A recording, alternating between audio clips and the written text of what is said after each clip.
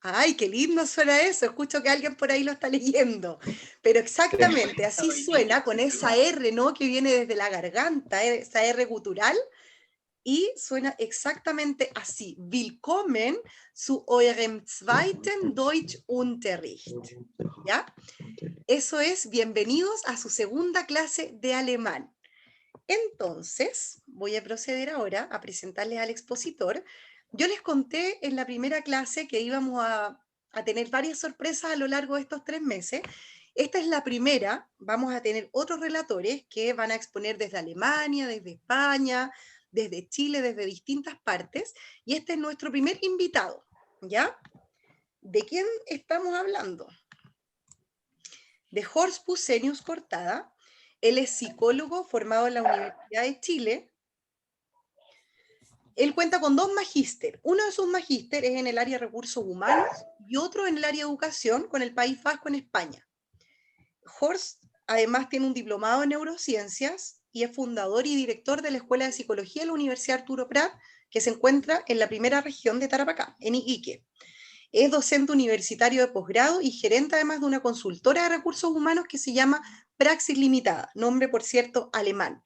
Cuando yo les contaba la clase anterior que nosotros teníamos origen alemán, justamente es por mi papá, que ahora lo van a conocer, tiene harta pinta de alemán además, y él además es escritor. Uno de sus últimos libros es este que se encuentran aquí, a mano derecha en la pantalla, se llama El hombre que etimologizaba. ¿Ya? Es un libro que mi papá, Horst, publicó hace alrededor de, bueno, ahí nos confirmará después, unos meses atrás. Tiene otros libros que son más del área de autoayuda, desarrollo personal, pero sin más preámbulos, vamos a comenzar ahora con esta charla que nos va a entregar muchas luces respecto del origen de la lengua, ¿ya? Mascarilla. Un poquito de historia, vamos a ver muchas cosas interesantes y vamos a interactuar también en esta clase. Así es que, Horst, de aquí en adelante habilito la pantalla para que tú puedas irnos compartiendo tu presentación. Ok, gracias Isabel y buenas tardes a todos y todas. Antes de empezar con la charla, les quiero contextualizar. La charla es sobre etimología. ¿Qué es la etimología? Ya lo vamos a ver, es el estudio de las palabras. Pero les cuento de partida que yo no soy ni filólogo ni lingüista. O sea, para mí la etimología es una ciencia que me ha ayudado y me ha aportado mucho, pero yo no soy, como le digo, ni lingüista ni tampoco profesor de lenguaje. Pero a mí me ha interesado, ¿por qué? Por varias razones. Primero, porque cuando uno estudia un poco de etimología, se acerca mucho más a la verdad. Y vamos descubriendo que a veces en las palabras más simples que existen hay unas tremendas verdades ocultas y que simplemente no las sospechamos. Y ya lo vamos a descubrir acá.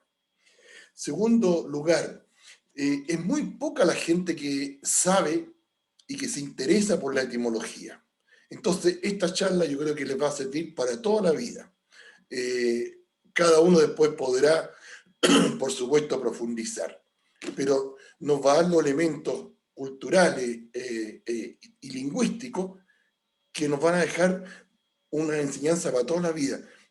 Y lo más bonito es que también nos va a permitir meternos en la cultura, entender las relaciones de una cultura con otra, de las palabras con la cultura, etcétera, etcétera. ¿Ya? Otra cosa que nos permite la etimología es ampliar rápidamente nuestro vocabulario. ¿Por qué? Porque sabiendo algunos prefijos y algunos sufijos, nuestro vocabulario se incrementa rápidamente. ¿Ya? Y a mí, por lo menos, lo que más me ha aportado es entender el sentido profundo de las palabras que utilizamos los seres humanos. Yo no soy germano parlante, ¿ya? Estudié alemán cuando chico en el Liceo Alemán en Santiago, pero me he olvidado prácticamente todo, por eso soy alumno también de este curso, quiero repasar y reaprender un poco. Entonces, esta charla de etimología va a versar de la etimología del idioma castellano. Y la última parte de la charlita la vamos a incursionar un poquitito en lo que son las lenguas germánicas, ¿ya? Es un poco lo que les puedo contar. Vamos a terminar, son 45 minutos, puede que nos pasemos unos 5 o 10 minutos más, ¿ya? Y vamos a tratar de hacerlo un poquito interactiva esta charla. Entonces, no sé si ya habilitaste, Isabel, Y compartir ya está pantalla. listo. ¿Sí? Dale nomás. Bien. Bueno.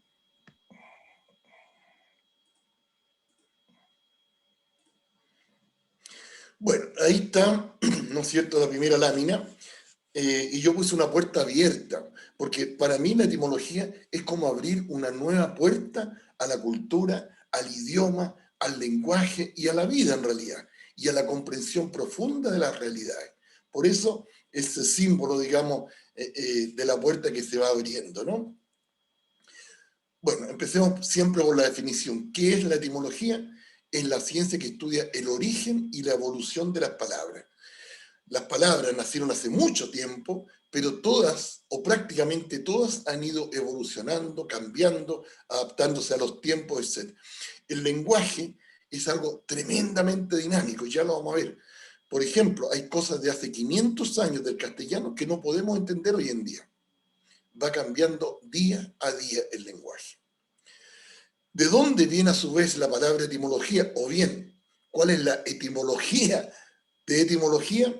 Bueno, ahí lo tenemos. Viene, ¿no es cierto?, de una palabra que viene del latín y antes del griego, que es etimon. La palabra etimon significa verdadero. Y logía, lo vamos a repetir esa palabra, significa estudio, tratado, ciencia de, etc. Etimología, el estudio o ciencia del origen de las palabras y su desarrollo. Eso yo creo que es una definición muy, muy completa de lo que es la etimología. ¿Cómo trabajan los lingüistas, los filólogos? Usan textos antiguos, los revisan y descubren cuándo una palabra se empezó a utilizar en nuestro idioma. Voy a hablar de castellano, como les dije, la primera vez que apareció. Y de ahí se trata de ir viendo, ¿no es cierto?, en distintos documentos escritos. ¿Por qué escritos? Porque obviamente lo que hablamos no queda en ninguna parte. Pero sí, cuando se escribe, ¿no es cierto?, los documentos escritos dejan una huella imborrable y ahí podemos rastrear una palabra hacia atrás. Veamos esto. Traten de descifrar qué dicen cada una de estas frases.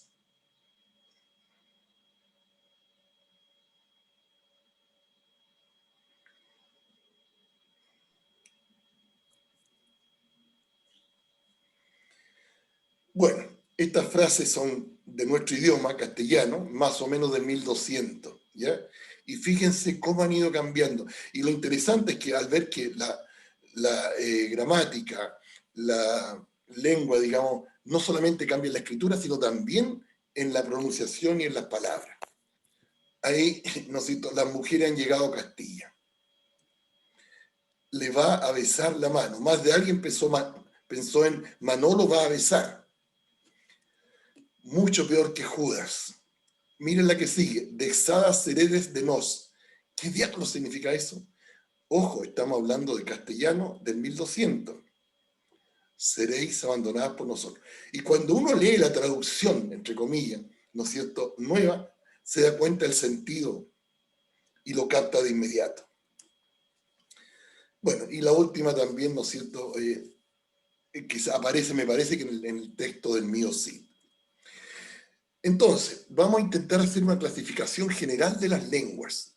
Por ejemplo, las lenguas que se hablan en África, ¿son parecidas o no a las que se hablan en Europa? Las lenguas que se hablan en América o que se hablaban cuando llegaron los españoles, ¿son parecidas o no a las lenguas germanas, a las de la India, a las de África? Los lingüistas han hecho una clasificación general de las lenguas, ¿ya? Y en general, las lenguas pueden dividirse en 5 grandes familias. Hay otros lingüistas que le ponen un poco más, otros menos, pero en fin. Las primeras, y que es la que a nosotros nos interesa, son la familia de las lenguas indoeuropeas. Después tenemos, que son las más habladas, Tenemos las semíticas que se hablaban en el Medio Oriente, las chino-tibetanas que se hablan en todo el lejano Oriente, las amerindias en América y luego las afroasiáticas que mezclan una parte, digamos, de África con Asia. ¿Qué son las lenguas indoeuropeas que nos interesan? ¿Ya? Veamos ahora el árbol de las lenguas.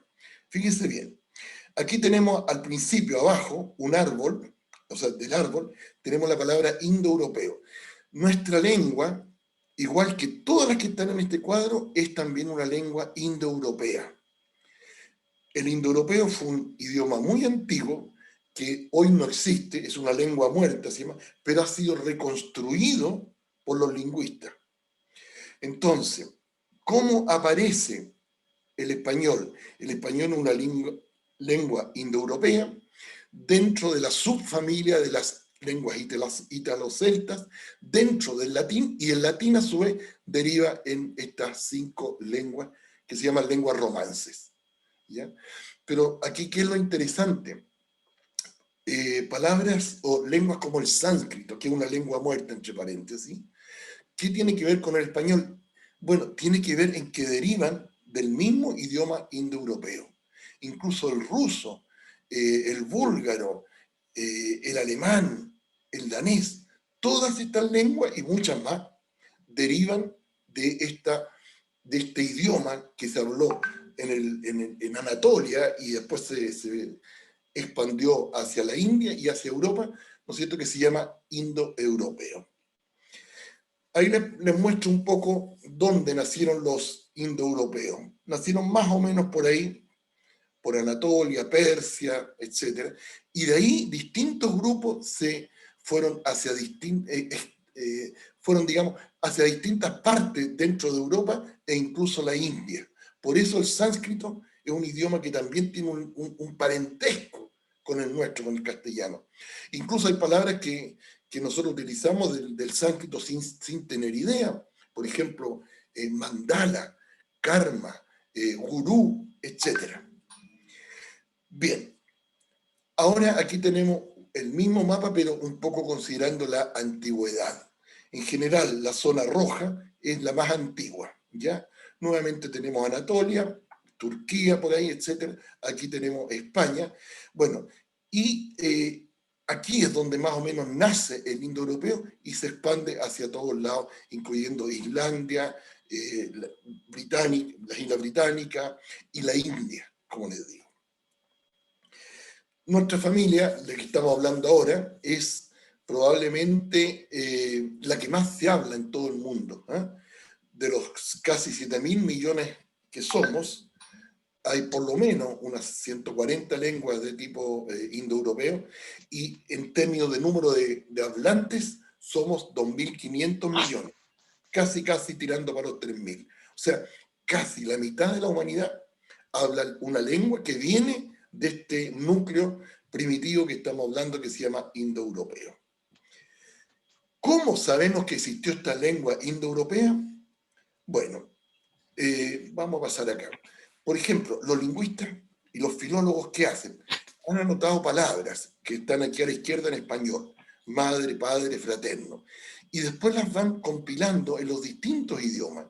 Y si uno se fija, tienen una relación bastante clara, algunas que no están claras, porque han cambiado, pero otras, por ejemplo, en español tenemos madre, latín mater, en griego no lo sé pronunciar, alemán mutter, al inglés mother, matar y mer. Si se fijan, ya con un poco de atención y además investigando literatura antigua, son palabras que están absolutamente emparentadas.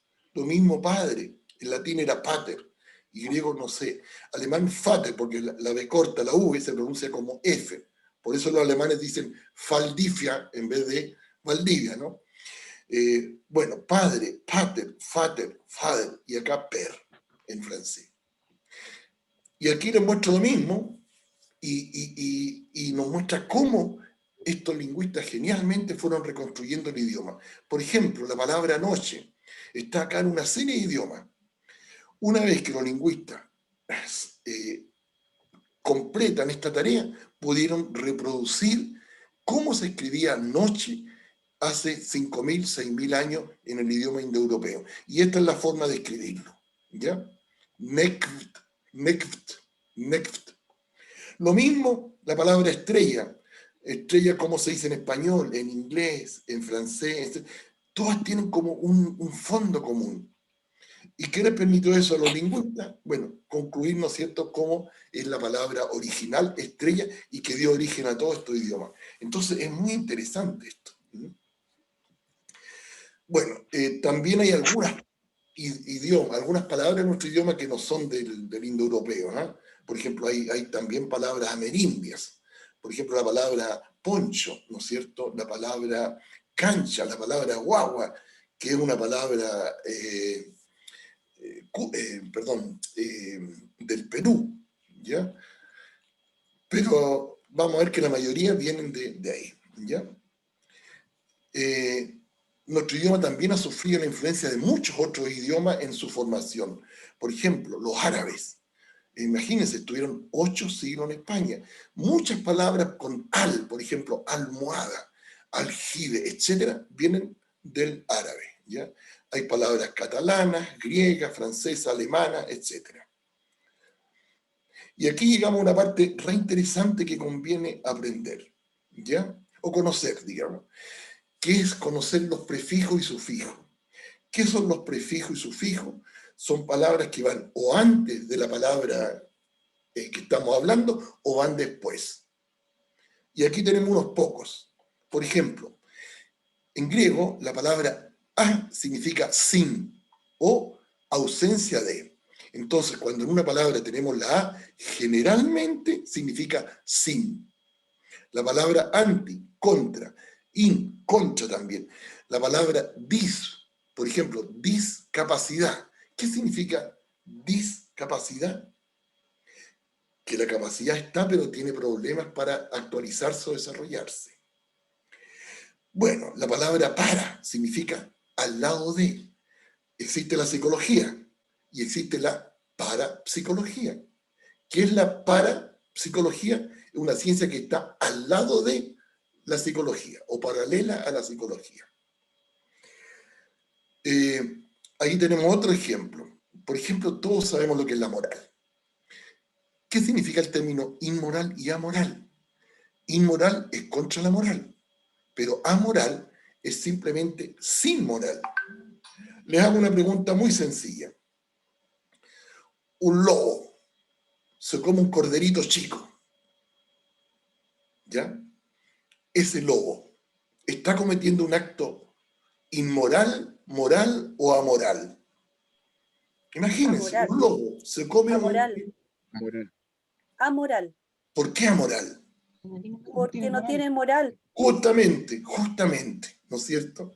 En cambio, cuando yo cometo un delito, estoy siendo inmoral. Imagínense palabras como afonía, significa no poder hablar, cuando la gente está. En cambio, la disfonía es cuando yo hablo apenas y tengo un resfrío muy fuerte, ¿ya? Y el idioma nos señala claramente. Afasia, imposibilidad de hablar.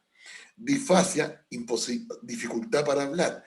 Alexia, son los niños que no pueden aprender a leer en el colegio. La dislexia, que es mucho más común, son los niños que tienen problemas o dificultades para leer. ¿Se van dando cuenta? Hay una lógica muy bonita en nuestro idioma. Aquí no lo vamos a ver con detalle, pero hay otros prefijos y sufijos. El a y el an ya lo vimos. Por ejemplo, agro, palabra griega, significa campo. Y de ahí vienen todas las palabras que tienen agro entre medio. Agronomía, agropecuario, agrimensor y muchas otras. Entonces, fíjense lo bonito de esto. Cuando uno sabe lo que significa agro y te encuentras con una palabra nueva, puedes saber más o menos al tiro de qué se trata. La palabra algia también significa dolor. Y ahí tenemos palabras como neuralgia, dorsalgia, mialgia y todas las que tienen algo relacionado con el dolor, ¿ya? La palabra andro, ahí abajo, en griego, varón, ¿no es cierto? Androide, andrógino, poliandria, etc. En griego, antropo también es hombre, y de ahí viene antropología, antropomorfo, forma de hombre. Antropología, estudio del antropo, o sea, estudio del hombre, del ser humano. Y aquí una pregunta capciosa. ¿Y qué es antropofagia?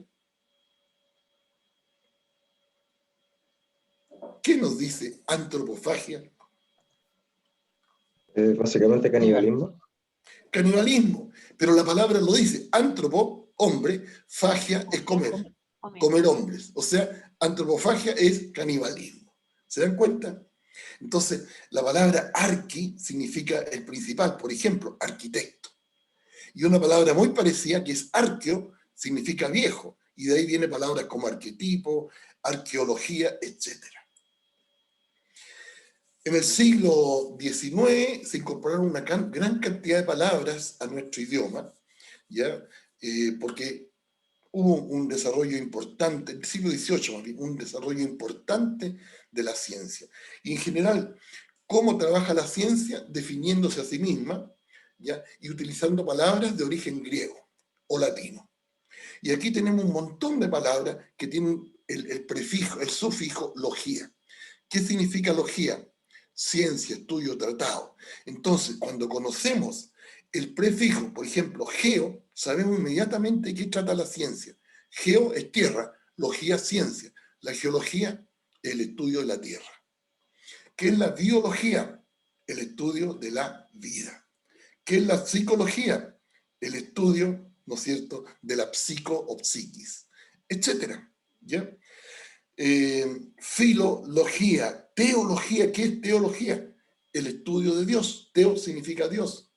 Y ahí ustedes tienen la palabra teo en un montón de otras palabras integradas. Bueno, vamos a hacer ahora, les voy a dejar unos 3 minutitos para que piensen en lo siguiente. Vamos, Chavela, si podemos verlo en sala. Les voy a dejar una pequeña conversación en grupos pequeños, pero la idea es que puedan seguir viendo el gráfico. ¿Qué tienen en común estas palabras? ¿Qué tienen en común estas otras y este tercer grupo? Piénsenlo un poco, analícenlo, démonos 3, 4 minutos y después recogemos alguna respuesta. Voy a crear ahora entonces las salas individuales. Ustedes lo único que tienen que hacer es poner entrar, ¿ya? Se van a formar de manera aleatoria a partir de ahora, ya. Y ojo, que cuando se cierre la sala van a tener 1 minuto extra para poder seguir ahí interactuando entre ustedes. Perdón, profe, que lo que era... Ahora ya pueden ir empezando ya su sala, chiquillos. Cada sala quedó de aproximadamente 6 personas. Así que vayan poniendo entrar cuando vean ahí una ventanita azul. Pueden ir entrando a estas salitas independientes. Vayan interactuando entre ustedes, conversando esto que les mencionaba Horst. Y nos volvemos a ver en la sala principal en los próximos minutos. 3 minutos, Chávez. Sí. ¿3? Ya, yo tengo las 6:26. Los que todavía no han ingresado, acuérdense de poner entrar ahí en su salita. Tengo las 6:26. Entonces desconectamos a las 6:29. Porque ahí les queda 1 minuto más todavía para volver a juntarnos. Y estamos más o menos justito. Ha ido pasando muy rápido la hora. Sí. Bueno, ahí ya están casi todos en las salas. En la sala 5 falta que entre Gonzalo, Marcela, porque está solo Clau. Así es que Clau está solo. Casi todas las salas están ya funcionando bien y con harta gente. Han entrado todos. Natalie, tienes que poner entrar a tu sala.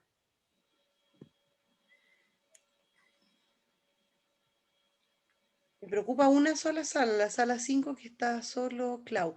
Mientras tanto voy a suspender ahora la grabación y después retomamos cuando vuelva. Quedan un par de minutitos y van a ir... No, segundos ya. Ahí están apareciendo todos. Me salí del grupo, ¿está bien eso? Está bien, Tere, porque ahora volvemos todos al grupo. Quedamos en la mitad de la discusión. Ya. Continuará. Oye, Isa, ¿Sí? Isabel, ¿Sabes que a nosotros, al grupo de nosotros, el tercer grupo, no nos salía el PowerPoint? No salía No, no le aparece a nadie. Miren, les voy a dejar al tiro avisado. Cuando volvamos a hacer alguna de estas actividades, les voy a mandar la imagen al WhatsApp. Entonces alguno del grupo la puede ir comentando. Pero cuando se van a las salitas privadas, ahí ya no se comparte la presentación. Quedan Bien, solamente sí. ustedes. Sí, ¿Ya? eso Ok. nos pasó. Pero Isa, igual puedes habilitar el compartir pantallas múltiples, así todas las salas pueden compartir también. Ah, También se no puede Entonces, hacer tenía eso. idea. bueno, Ya, pero fantástico. Ah, sigamos. A ver yo si pensé que era parte del ejercicio que no viéramos nada y que en realidad No, pero que no. el memorice estaba pésimo porque no me acordaba de nada. Río, pero, Igual, a ver, pero igual se perdieron unos segundos ahí entre el grupo diciendo cuál era tele, pero después no nos no, acordábamos de los demás. pero no Ojo que importa. se las Bueno, voy a compartir al WhatsApp, así como se las compartí ahora, se las voy a volver a compartir en la próxima actividad por el faltó, WhatsApp.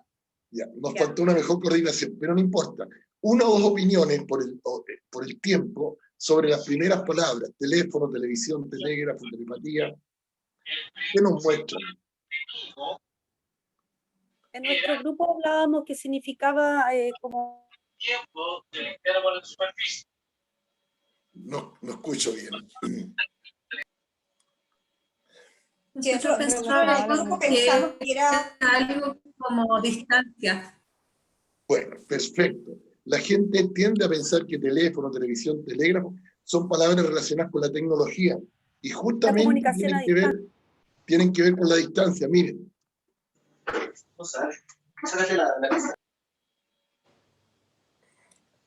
A ver, ¿por qué no me...? Tele es un prefijo griego que significa lejos. Entonces, ¿cuál es el sentido de estas palabras? Teléfono, ¿no es cierto?, es fono, o sea, voz de lejos. Televisión, visión de lejos. Telégrafo, la palabra grafo significa escrito, es por tanto un escrito a la distancia. Telepatía es transmitir un afecto, una emoción a lo lejos, a la distancia, etc. Y de ahí tenemos otras palabras que son interesantes. Por ejemplo, telescopio. ¿Qué significa telescopio ahora? Nuevamente tenemos tele, pero ahora seguido de escopio. Scopio, ¿qué es lo que es? Es examinar. Por lo tanto, telescopio, el sentido es examinar lo que está lejos, las estrellas, el cosmos. ¿Qué es un microscopio? Examinar lo pequeño, lo chico. ¿Se dan cuenta?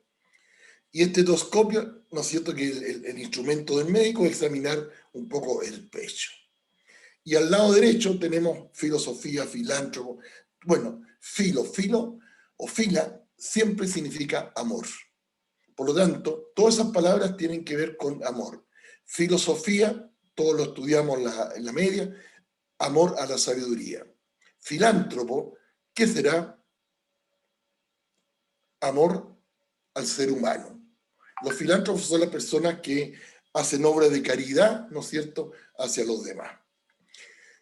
Bueno, y abajo aparece pedofilia. Pedo es niño y filia es amor a los niños, que en nuestro caso, hoy en día por lo menos, tiene un sentido absolutamente negativo derivado de un delito y de ¿no es cierto?, un amor enfermizo a los niños. Les voy a mostrar algo más. Fíjense bien ahora, interesante. ¿Cuántas palabras nuestras en el castellano vienen del latín? Más o menos 20.000.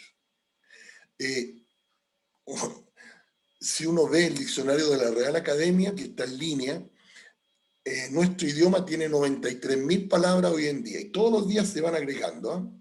Bueno, de esas 93.000, del latín vienen prácticamente 20.000. Del griego, 4.000 y tantas, 4.300, 500. Y de todas las demás lenguas hay también. Y del alemán, que nos interesa, por lo menos hay unas 143, quizás 180 palabras que vienen del alemán. Algunos ejemplos: aspirina, bala, baluarte, bigote. El bigote es una palabra alemana, ¿ya? Canciller, pistola, vals, etc. Y tenemos palabras hasta incluso del caló, que es el idioma de los gitanos, ¿ya? Bueno, y ahora veamos cómo trabaja el etimologicista. Primero, toma una palabra, la palabra noticia. ¿Cuándo es la primera vez que apareció escrita esta palabra en algún texto? Apareció en un texto entre el 1220 y el 2250, ¿ya? Con el significado de conocimiento. Y después el etimologicista va viendo las derivaciones, ¿no es cierto?, de la palabra. Por ejemplo, la palabra notorio. ¿Cuándo aparece en nuestro idioma escrito? En el 1438. Bien, esa es la forma en que trabajan. O sea, es un trabajo, como yo les dije, detectivesco. ¿Ya? Fíjense, miremos la palabra de arriba, orangután. Y aquí empezamos a sacar el sentido profundo de las palabras. Orangután es una palabra que viene del idioma malayo, de Malasia. ¿Ya? Uno de los idiomas de Malasia. ¿Cómo se decía allá? Orang-utan. Bueno, y los occidentales, cuando fuimos allá, escuchamos, ¿no es cierto?, orangután, y quedó como orangután. Pero, ¿qué es lo interesante? Para los malayos, esta palabra significa hombre salvaje. O sea, para ellos no era un animal. Miren qué interesante. Lo miraban casi como un ser humano más, pero un ser humano salvaje, de la selva. Bueno, vamos a la palabra epidemia, tan de moda, veámosla al tiro. ¿Qué significa epidemia? Sobre, ¿no es cierto?, el pueblo. Y pandemia es todo. ¿Qué es una epidemia? ¿Cuál es el sentido de epidemia? Es una enfermedad que cae sobre pueblo. Epi, sobre, y demia, ¿no es cierto?, pueblo. Entonces, epidemia es una enfermedad que llega a todo el pueblo. Y pandemia es una palabra que llega a toda la humanidad. Pan significa todo. Palabras relacionadas con pandemia, que está hiper de moda. Panteón. ¿Qué es un panteón? El lugar donde están todos los dioses. Por ejemplo, el panteón griego, son el conjunto de todos los dioses griegos. El panteón hindú, todos los dioses hindú, etc. ¿Qué es la palabra panorama? Es tener una vista de todo. Rama o rama viene de vista. ¿Qué es nuestra carretera panamericana? Miren qué simple. Es una carretera que recorre toda América, por eso se llama Panamericana. Pan, todo, toda América. ¿Ya? Y palabras relacionadas con demia, ¿no es cierto? Bueno, ahí tenemos, demia dijimos que era pueblo, demografía, demagogo, demografía, etcétera, etcétera. ¿Ya? Y aquí vamos a... Hay un cuadro que me aparece, Chabela. A ver si puedes seguir compartiendo tú mejor. Por supuesto. Este cuadro dificulta la visión. Voy a dejar de compartir. Y vámonos a esta lámina. Quedaste como en la... Quedaste en la lámina... Por acá, ¿no? A ver. Sarcófago. Sí, Ahí ahí, estoy compartiendo. ¿Viste? ahí. Muchas gracias. Bien. Súper. Bueno, aquí yo les presento un análisis que yo lo hago, o sea, y son más resumidos que los que les mostré, pero que son increíblemente bonitos, ¿ya? Por ejemplo, la palabra sarcófago.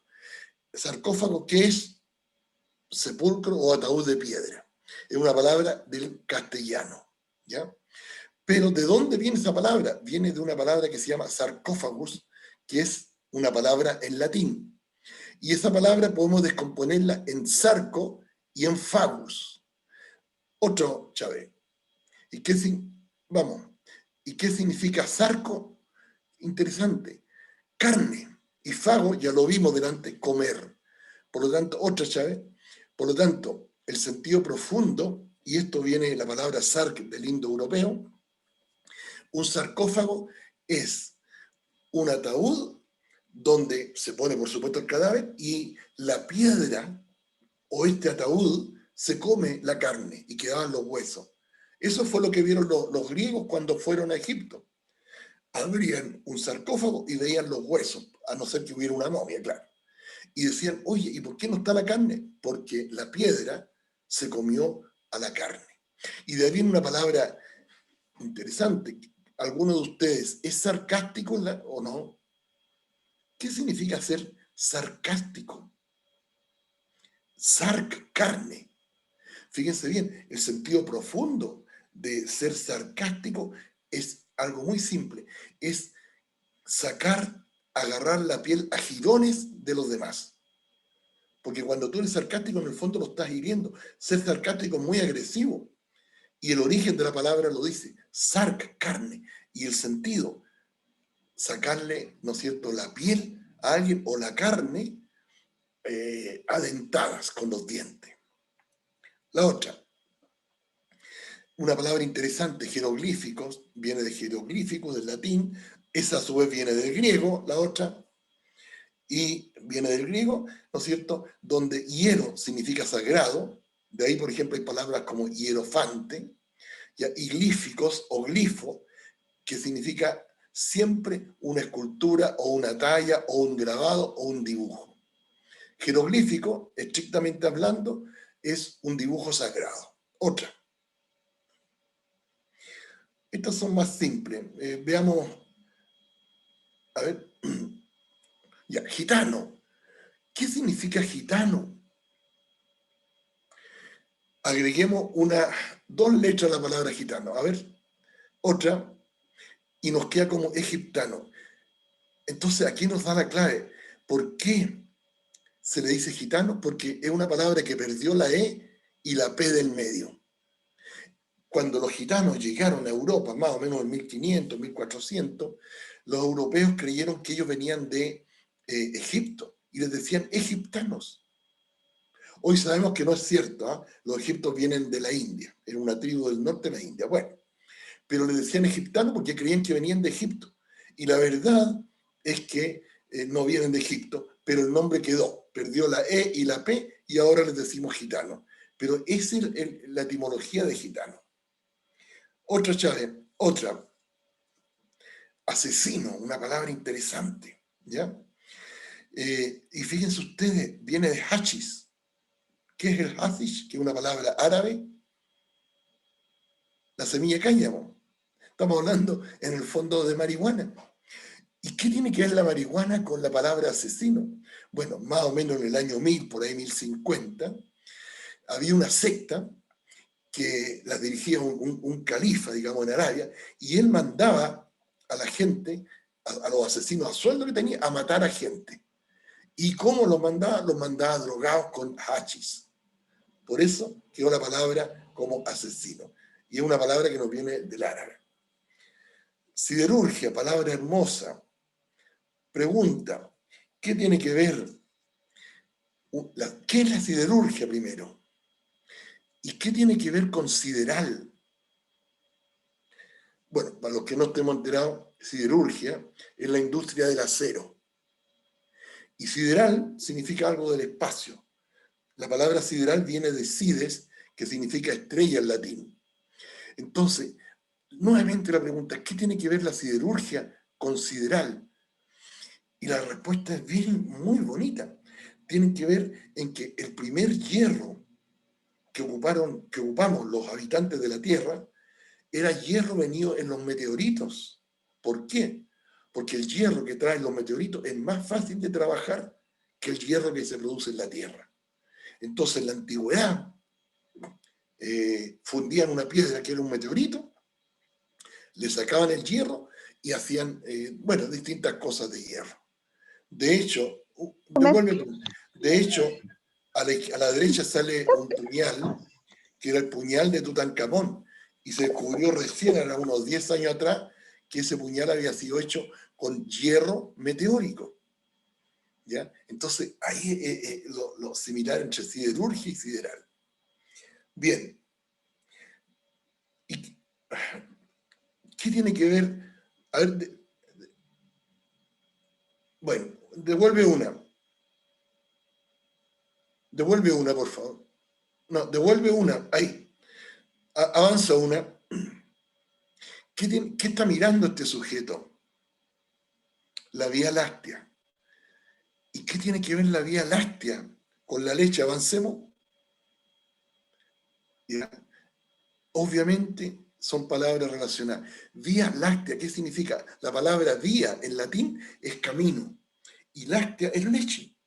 ¿Y por qué le llamaron los romanos Vía Láctea? Porque cuando uno mira hacia arriba, como este tipo que está mirando, ¿ya? Y ve hacia el centro de la galaxia, van a ver que uno ve una cinta iluminada y a los lados casi no se ven estrellas. Bueno, a eso le llamaron Vía Láctea los griegos primero, ¿eh? Y después los romanos. Pase otra palabra bonita, cordial. ¿De dónde diablos viene la palabra cordial? ¿Ya? Fíjense lo interesante. Viene de cort, y esa, digamos, nuevamente una palabra indoeuropea, que significa corazón. Entonces, ¿qué significa una persona cordial? Es una persona afectuosa. En otras palabras, cuando yo te estoy tratando bien a ti y soy cordial, te estoy dando un trato de corazón. Eso es. Mira qué bonito. Bueno, y hay otras palabras. Taquicardia, ¿qué significa? Corazón rápido. Cuando tenemos, ¿no es cierto?, el corazón, por ejemplo, porque estamos nerviosos. Y una palabra, pero hermosísima, y fíjense bien, recordar ahí abajo. La lingüística o la etimología sabía antes que la psicología el significado de algunas palabras. El verdadero significado de recordar es volver a poner en el corazón algo. Por eso las mujeres tienen mejor memoria que nosotros, porque las mujeres, casi todo, las experiencias que viven, tienen un significado emocional. Los varones somos más brutos, menos emocionales. Entonces la mujer recuerda algo, recordar, volver a poner algo en el corazón. Ese es el sentido profundo. El sentido de misericordia, espérate, misericordia es tener corazón con los miserables. De ahí viene mísero o miserable, ¿ya? Sigamos. Personalidad, por la completa, viene de una palabra española que es persona, esa a su vez viene de también otra palabra persona, y una palabra que se pronuncia algo así como persu, que es una palabra etrusca, imagínate. Y a su vez esa viene de otra que es griega.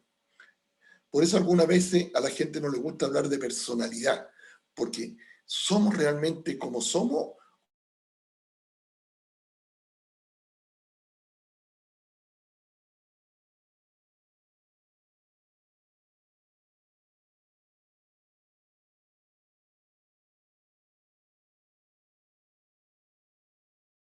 ¿Qué acordeón? Porque es como el sonido nos hace estar juntos, armoniosa o concordantemente. Ese es el sentido. ¿Ya? Llegar a un acuerdo. Ah, ya, gracias. Hace un ratito preguntaban, Jorge, por la palabra ensalada, si es que venía de sal. El sentido ensalada, bueno, estaba puesta ahí, es meter sal a una verdura. Ensalar, viene de ensalar, es meter sal. Ese es el sentido. Otra palabra interesante, vamos a saltarnos alguna porque ya estamos muy avanzados. Palabra cónyuge. Fíjense bien, esta palabra es hermosísima. ¿Qué significa y de dónde viene? La palabra cónyuge, que significa el consorte, el esposo, la esposa, viene de yuge. Y yuge es una palabra que tiene relación con yunco, yugo, junto, jumento, que es burro. ¿Ya? La otra, y también tiene que ver con yoga, con yuxtaponer. O sea, en otras palabras, yuge o junto es junto, juntar. Dale una más, Chávez. Y por lo tanto, aquí quedamos como muy claro. ¿Qué significa el cónyuge? Dos personas que están juntas.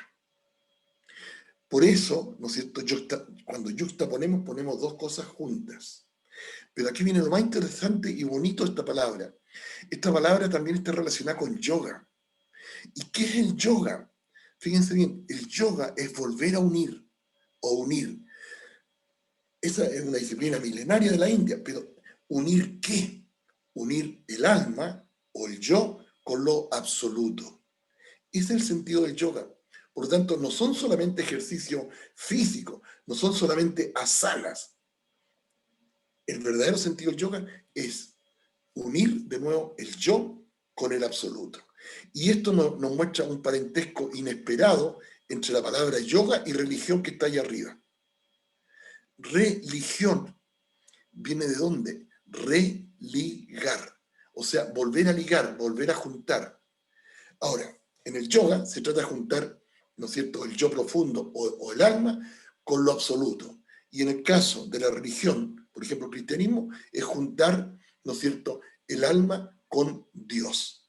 Pero las dos palabras están distintas y sin embargo apuntan a lo mismo. Cambiemos. Bueno, a ver, avancemos, Chávez, porque estamos muy avanzados en la hora. Ya, una palabra, ahí paremos, motivación, palabra importante. Moti significa movimiento o motor. ¿Qué es la motivación? Es una fuerza, un motor interno que nos mueve a conseguir metas. Todas las palabras relacionadas con moti o moto tienen que ver con motivación o con emoción. Y yo les pregunto, ¿qué nos mueve a los seres humanos en la vida? Y la respuesta solamente hay dos cosas, o la motivación o la emoción, que deberían ser palabras primas hermanas. ¿Ya? Otra, bueno, quita una. ¿Qué tiene que ver el Volkswagen, el escarabajo, con nuestra cueca? Uno dice, absurdo. Pongamos la lámina. Folclore. Sí, Volkswagen es una palabra alemana que viene de dos palabras. Volk, ¿ya? Se puede mostrar Isabel con el puntero. Volk y Wagen. Volk efectivamente es pueblo en alemán. Y Wagen es vehículo o auto. Por lo tanto, Volkswagen es auto del pueblo. Y ese fue el sentido que le dieron los alemanes cuando crearon el Volkswagen, un auto barato para el pueblo. ¿Ya? Pero la misma raíz, folk, está en folclore. La única diferencia es que en alemán se escribe con B, V, pero los alemanes la pronuncian folk, F, y nosotros, y bueno, y el resto de los países hoy en día, folclore. O sea, la palabra folclore tiene la misma raíz que Volkswagen y es pueblo. Por lo tanto, ¿qué es el folclore? El surco, las huellas que va dejando el pueblo en sus manifestaciones. Bien. Saltémonos esta.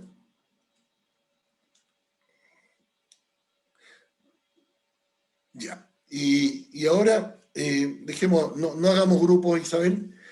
Simplemente vean estas palabras y traten de ver si alguna se puede sacar, digamos, un poco de acuerdo a la charla que hemos ido dando. Jorge, comentarles nomás al grupo que vamos a enviarles después esta presentación en un Sí, por PDF, supuesto. así es que cualquier cosita, si es que les ha faltado ver alguna palabra más en detalle, ahí la pueden ver.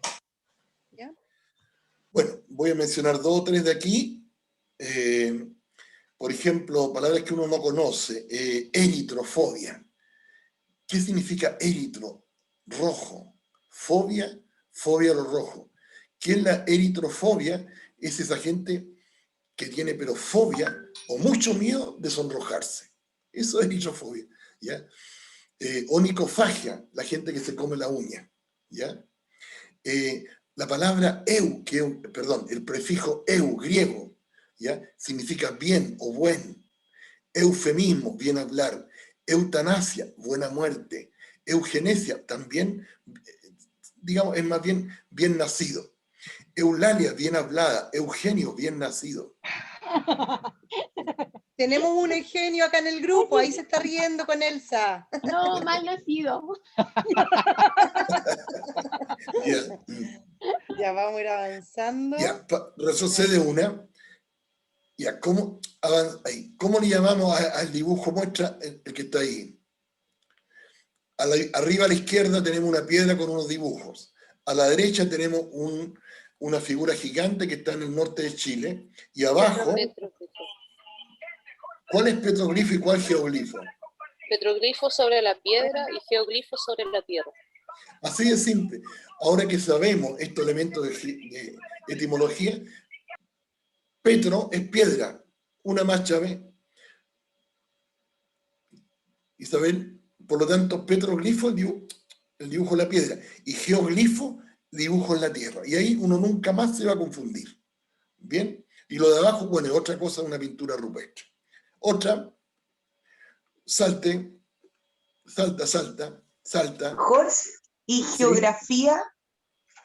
Geografía, la palabra geo significa tierra. Grafía es describir, anotar, grabar, escribir. Por lo tanto, el sentido profundo de geografía es una descripción de la tierra, ¿ya? A través de la escritura. Bueno, saltémonos esta. Ya, vamos a hablar brevísimamente, porque yo no soy historiador tampoco, una menos, de los pueblos germánicos. Son las 18:58. Voy a demorar 10 minutos. Los que estaban en la clase y terminaban hasta ahora, a un cuarto, siéntanse con libertad de desconectarse. Y lo que sigue es voluntario. ¿Ok? Por favor. No quiero imponer a nadie una clase que... Bien, brevemente vamos a tocar un poquito algo sobre los pueblos germánicos, que es el tema de ustedes. Próxima. Próxima. Una más, ahí. Esta lámina ya la vimos al comienzo. Recuerden, aquí está nuestro idioma, ¿no es cierto?, que viene del latín. El latín venía de las lenguas italocentas y que a su vez vienen del indoeuropeo. Para llegar al alemán, ¿no es cierto?, nuevamente partimos del indoeuropeo, que es un idioma indoeuropeo, y derivó en las lenguas germanas. Y de ahí derivan todos estos idiomas que ustedes están viendo ahí. Noruego, alemán, sueco, danés, inglés, gótico, irlandés, holandés y otras más.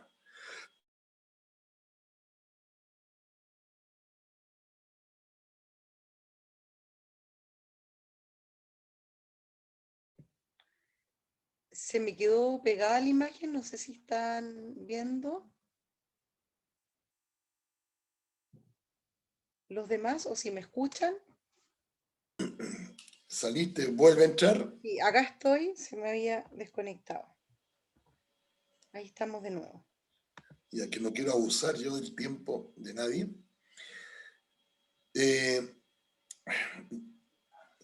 ¿Puedes subirle a la mina? Eso.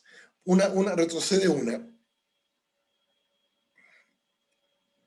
Bueno, acabamos de analizar esta lámina, ¿no es cierto?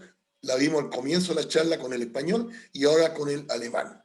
Avancemos.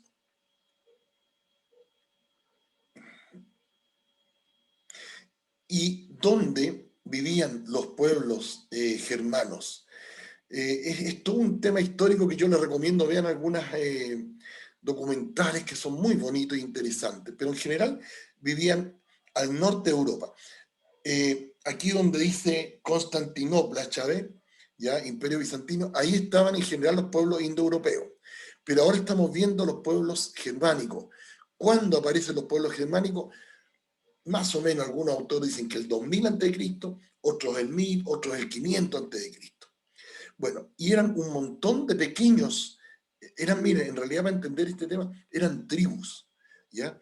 Que era el jefe del hogar, junto con su familia, con toda la familia extendida, con primos, qué sé yo. Algunos grupos eran más o menos chicos, de un par de 5.000 personas, otros de 100.000, en fin.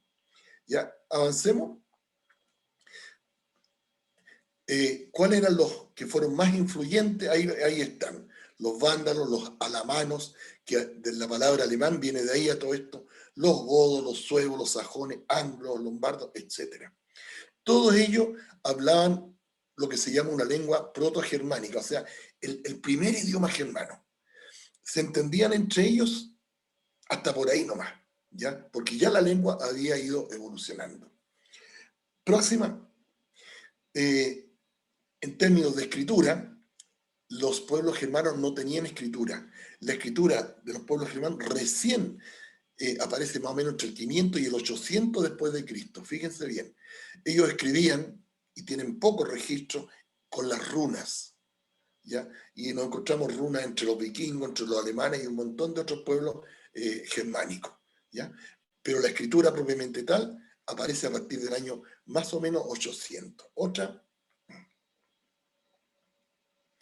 Ahí les presento una lámina, digamos, donde se muestra una escritura antigua del 800, que era un cantar Y es una de las primeras manifestaciones en alemán. Esa es prácticamente imposible leerla, ¿ah? Tiene que ser un epigrafista el que la descifre. Epigrafista, ¿ya? Y narra una historia bien bonita en todo esto, ¿ah? Que es la historia de, en una batalla van a pelear padre e hijo, pero ellos no saben que son padre e hijo. Y resulta que se ponen a conversar antes de la batalla para ver si podían llegar a un acuerdo, y no llegan, y el hijo le cuenta al papá, digamos, sin saber que el papá, que él cuando chico perdió a su padre, perdió a su madre, qué sé yo, ¿ya? Y el papá le propone, hagamos la paz, bueno, y justo se corta el relato y nadie sabe qué decía después, ¿ya? Próxima.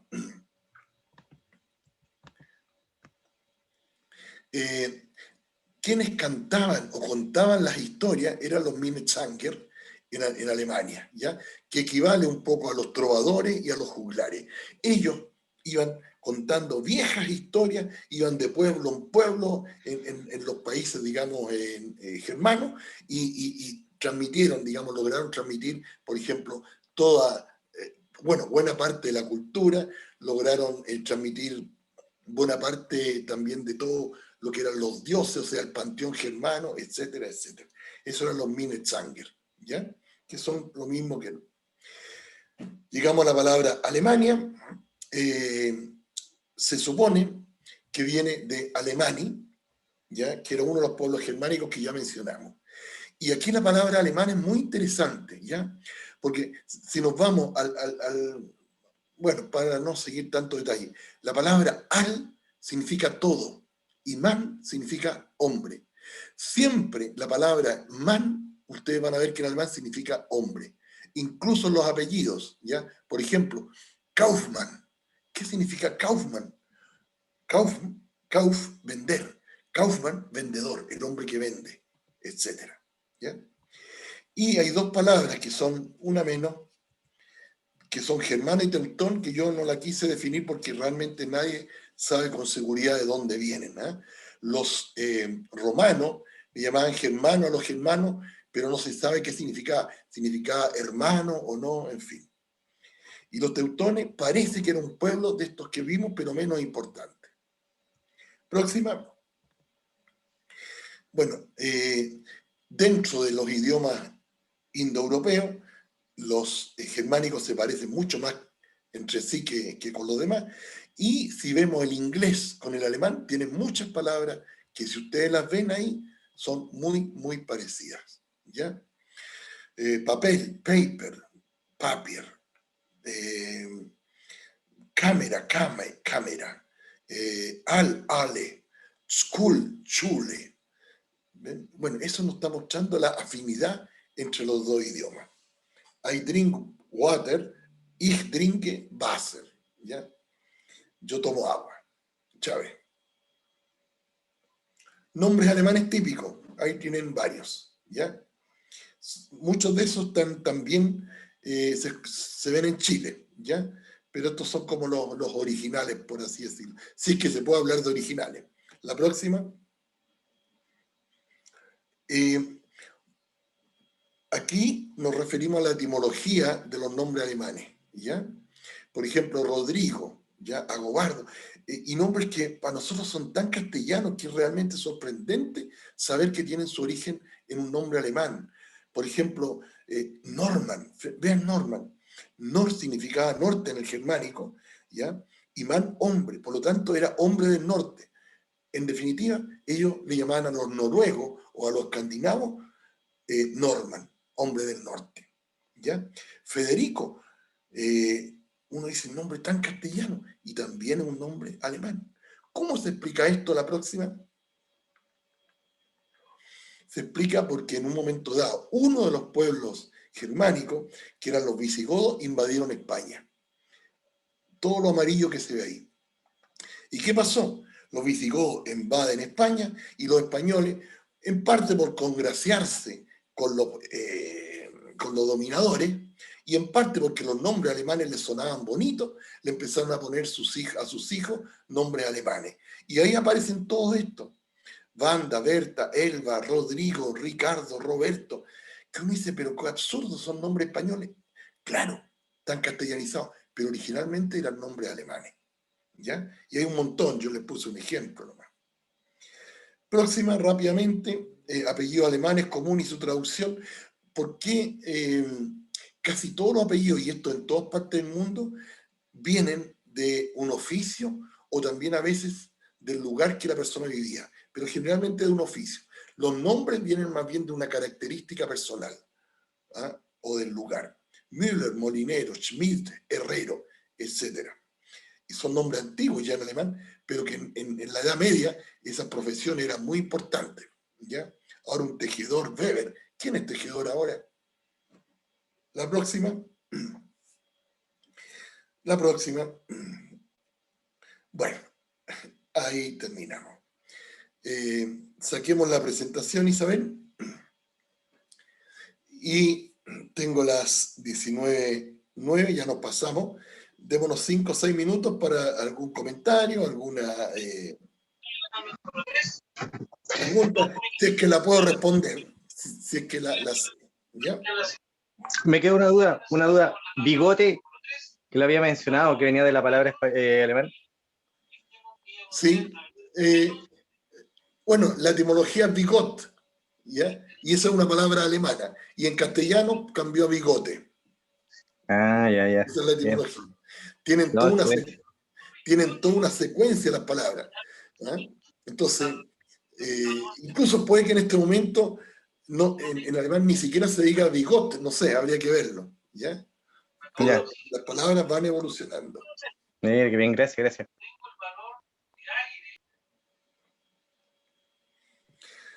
Bien. ¿Alguien más, chiquillos? ¿Alguna duda, algún comentario ya para irnos despidiendo?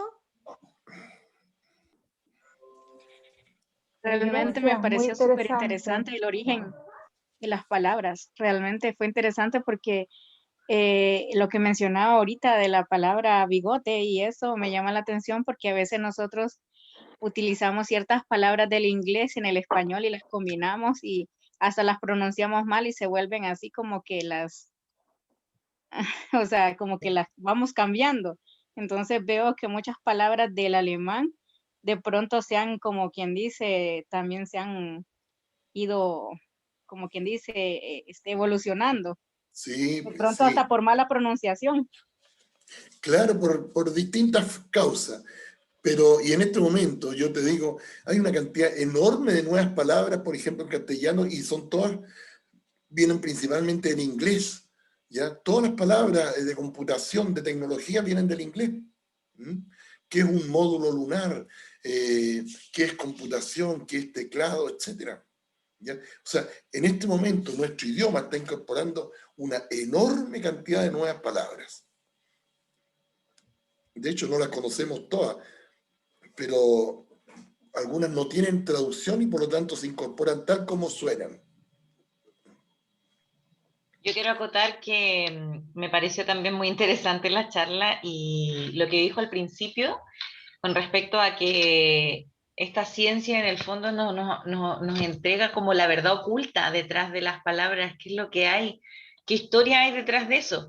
Y me quedó dando vuelta lo de los orangutanes. Claro, pues eran hombres salvajes a la vista de ellos. Claro. Así que no, muy interesante. Muchas gracias por esta información. Claro. Y gorila también significaba para los que fueron primero al África, gorila, hombre de pelos, ¿ya? Entonces, es muy interesante sacar la verdad de las palabras, la verdad profunda. Jorge, alguien mencionaba por ahí la relación entre Islandia e Irlanda. ¿Sé qué puedes decir al respecto? Islandia es una isla, una autónoma. Irlanda es parte de Gran Bretaña. Gran Bretaña, que es la isla donde está Inglaterra. Hay 4 países allá. Claro, uno no lo sabe, habla de Gran Bretaña nomás. Y por eso también tienen lucha intestina. Está la película esa donde salía el Wallace, ¿no es cierto? Son 4 países, pero todos agrupados bajo una misma, digamos, categoría, incluso tienen idiomas distintos. ¿Ya? Islandia es otro país que fue conquistado aparentemente por los, ¿cómo se llama? Por los vikingos. En Inglaterra también llegaron los vikingos. Bueno, una última... Yo quiero hacer una última pregunta. ¿Cómo podemos conseguir el libro? Porque me parece muy interesante.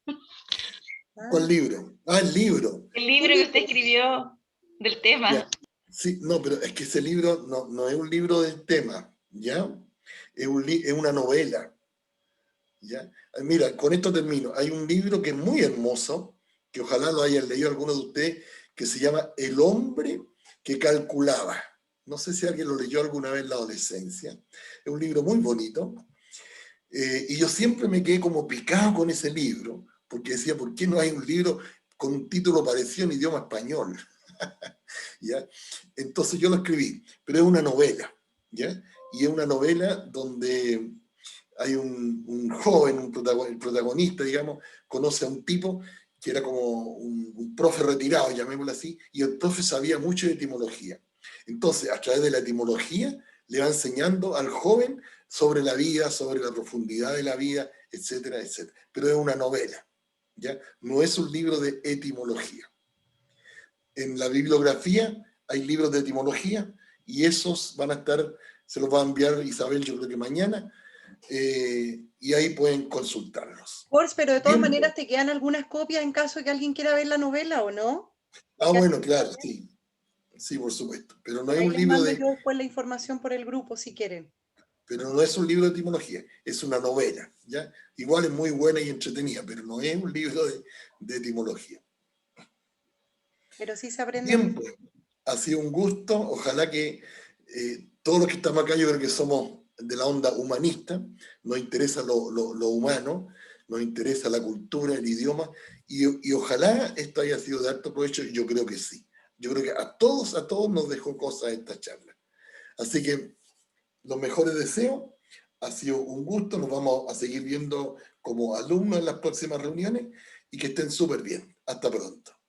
Fata, para terminar aquí, bueno, ahí veo que algunos aplauden, muchos agradecimientos por ahí a través del chat, cariños para todos, gracias a los que se quedaron hasta el final, perdón si nos pasamos un cachito de la hora, pero realmente creo que valió la pena, así que muchas gracias, padre querido, y gracias a todos por esta segunda clase. Nos vemos el miércoles que sigue, am Mittwoch.